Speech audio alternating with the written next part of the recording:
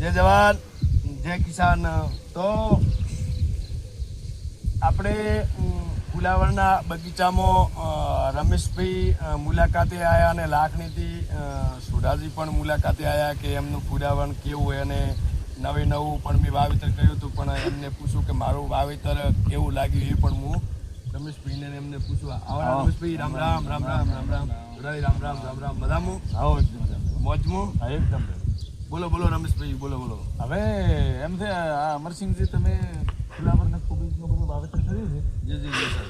એમાં તમે બીજ બોયા હતા કે રોપ લાવીને કરીને? નહીં, મેં રમેશભાઈ રોપ જાતે કર્યો હતો ઘરે અને એમનું ઉછરણ કર્યું હતું અને થોડીક આપણે ખેતરની અંદરમાં દવાઓ પણ વધારે વાપર્યા હતા. આપણે થોડી જે દવા નથી કે ત્યાંથી થોડી રેત ટોલું ભરી લાવી અને આસી એમના ઉપર વેરી અને આપણે બીજ લઈને 1 કિલા જેવું પોખ્યું હતું 6000ના ભાવનું. બરાબર. અને એમની આપણે સેવા સાકરી કરી અને કોઈ દવા વિના વગરને આપણે ઉછર કરીને આપણે એના રોપા તૈયાર કરી અને આ બધું રોપેલું જ છે વાવેતર.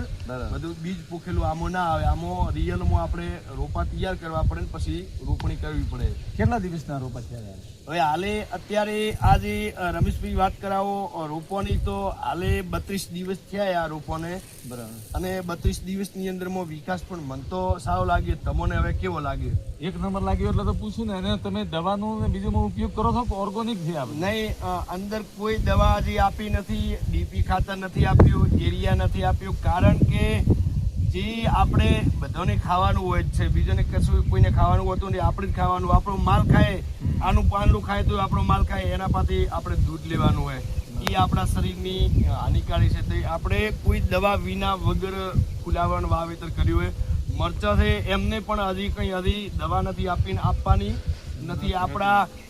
આપણે ખેતરની અંદર દરેક વસ્તુ દવાઓ જાતે બનાવી શકો છો. આકડો છે, દેશી ઘા છે, તમામ વસ્તુ જાતે પણ બની શકે છે. આપણે ક્યાંય લેવા જવું નથી કે જ્યાંય ફુવારું ના એડેલું હોય દવા વિના વગરનું, એ પણ આપણે માટી પણ કોમ આવે છે, એમની પણ દવાઓ સાથે સાથે બને છે.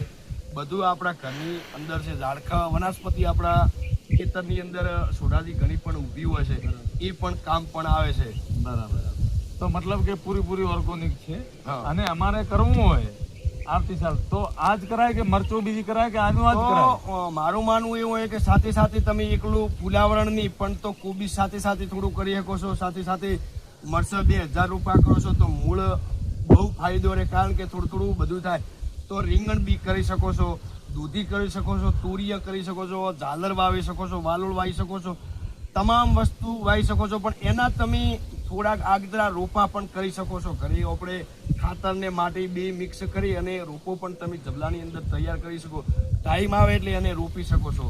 અને 100% ઓર્ગોનિક કરશો તો આવનારી પેઢીઓમાં આપણા જે બાળ બચ્ચો છે રમેશભાઈ, એ પણ કોઈ દિવસે એમને દવાખાનું ભરવું પડશે નહીં.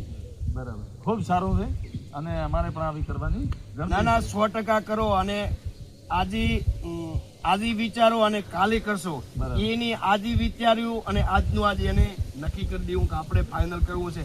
વિચાર્યા મેં આપણે સમય કાઢી નાખ્યો. રાઈટ. પણ વિચારાય નહીં, કરી જ ન ખાય. શું કરવું હોય એ આપણે જાતે નિર્ણય લેવો. પૂછવા જશો તો એ નિરાકરણ આવશે નહીં. આપણે જાતે નિર્ણય લઈ અને કરવાનું. અને કરો તો વાવેતર કઈ રીતનું કરવાનું. દાખલા તરીકે આપણે જે આજે ખેડ્યું છે ને કાલે રોપણી નહીં કરવાની, એને કમસે કમ 1 મહિનાથી તમારે જમીન ખેડ કરવાની, અઠવાડિયે જતા 1 દિવસે. અને એ જમીન કાળી ખેડવાની કે મધમ બપોરે નહીં ખેડવાની. એને 4 થી 5 ના ગાળામાં જમીન ખેડવાની. એટલે હોમો ઠાર જમીન પીએ એટલે જમીન એકદમ અને સરસ જમીન રહે. તો તમે એ જમીને મહિને પછી વાવો એટલે એ જમીન ભૂખી બેઠી હોય કે મારામાં ક્યારે બીજ આવે અને એમને હું હરતું કરી શકું છું.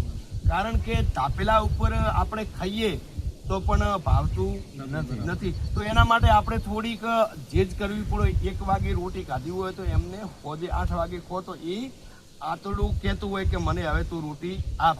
એટલે આના માટે જમીન એવી કહે છે કે તમે મહિનો પડી રાખો. બરાબર. તો એ પણ સારું ઉત્પાદન આપી શકશે. જય જવાન જય કિસાન.